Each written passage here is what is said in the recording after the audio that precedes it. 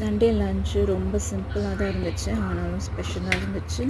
PRAN பண்ணியிருந்தேன். So masala chicken குழம்பு மாதிரியே தான் வச்சுட்டு தேங்காய் அரைச்சி விட்டுட்டு சிம்மிலே விட்டு ஒரு 15 to 20 மினிட்ஸ் கொதிக்க விட்டு இறக்கணும்.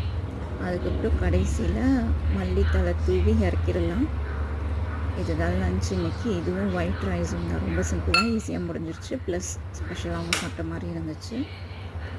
அதுக்கப்புறம் இது செட்டிநாடு ஸ்டைல் ப்ரான் மசாலா. அதுக்கப்புறம் இது ரொம்ப சிம்பிளாக இருந்ததுனால லைட்டாக ஸ்வீட் பண்ணலாம், அதுவும் ஹெல்த்தியாக இருக்கணும், ப்ரோட்டீன் ரிச்சாக இருக்கணும், ஸ்வீட் பண்ணலாம் அப்படின்னு சொல்லிட்டு கீரைலாம் பருப்பு பாயாசம். அதுக்கு மூங் தால், ஜவ்வரிசி 2 டியூப், பாசிப்பயிறு, ஜவ்வரிசி 2 டியூப் சிம்மிலேயே போட்டு வேக வச்சேன். நீங்கள் ஊற வைக்கணும் கூட ஊற வச்சுக்கலாம். நான் ஊற வச்சுன்னா டேரெக்டாக சிம்மிலே போட்டு ஸ்லோ குக் பண்ணேன். ஸோ அது நல்லா மேஷ் ஆகி வந்த பிறகு